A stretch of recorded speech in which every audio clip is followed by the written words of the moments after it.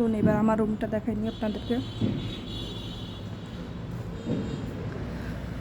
এই হচ্ছে আমার রুম।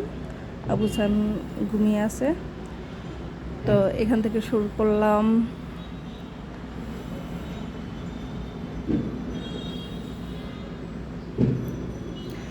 একটু অগোছানো তো আছেই, বাট কিচ্ছু করার নাই, বাচ্চা কাচ্চা থাকলেই তা হবেই। কেউ গুছিয়ে রাখতে পারে আর কেউ পারে না, এটাই আর কি।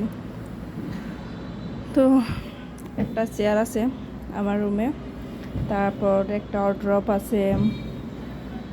এটা তো হচ্ছে ব্যালকনি। যাই হোক, ব্যালকনিটা পরে দেখাচ্ছি। তো প্রথমে দেখাই নিচ্ছি যে আমার বারান্দা যে ফুলগুলা ঝুলানো, যে এগুলা আসলে আমার হাতে তৈরি। এই যে দুই পাশে দুইটা পর্দার সাথে ঝুলিয়ে রাখলাম, এগুলা আমি তৈরি করছি। এখানে একটা পাখির বাসা দেখেন, এটা পরে আবার দেখাচ্ছি। তো আমার ঘরে একটা না তিনটা পাখির বাসা আছে। তো আসলে এগুলো বানানোর কারণ হচ্ছে, এই পাখির বাসাটা যখন আমি যে অনলাইনে দেখলাম আমার কাছে ভালো লাগছিল, তো আমি কিনলাম আর কি। একটাই কিনছি, তো এইটা ডেকোরেশন করলাম, মানে পাখি দিলাম, ক্লে দিয়ে পাখি বানাইলাম। তো পরে আমি ভাবলাম কি এগুলা বোধহয় আমিও মানে একটু একটু তৈরি করতে পারবো, চেষ্টা তো করতেই পারি এই আর কি। এই জন্য আমি তৈরি করার জন্য চেষ্টা করলাম। এই যে তার আগে দেখাই নিচ্ছে যে এটা পলি ব্যাগ দিয়ে তৈরি করছি, যে আর কি।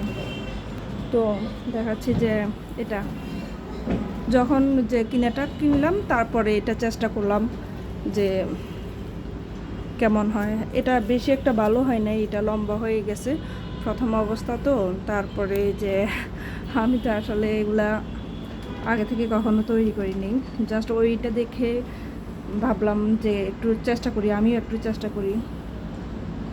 এটা তো করলামই, এরপরে করলাম এটা,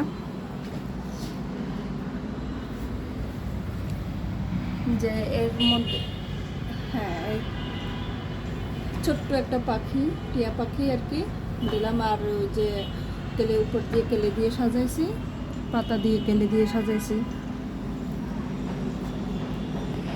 আর এখানে যে এটা আমার আলমারি আর কি, আলমারি।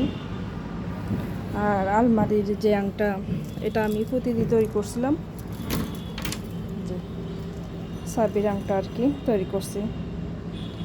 এইগুলা পুঁতির কাজগুলো আমার একদিন দেখিয়ে দিব, এটা নিয়ে একদিন ব্লগ বানাবো, আপনাদেরকে দেখাবো যে অনেকগুলা তৈরি করছি, দেখাবো আপনাদেরকে। এখন আমি চলে যাচ্ছি আমার ব্যালকনিতে। এই হচ্ছে আমার ব্যালকনি। তো ব্যালকনিতে আসলে কিছু গাছ লাগানো আছে। এই যে গাছ, এটা মানি প্লান্ট, হালকা পাতলা গাছ লাগানো। তো কেমন লাগলো সবাই জানাইবেন, আমার রুমটা দেখতে কেমন লাগতেছে।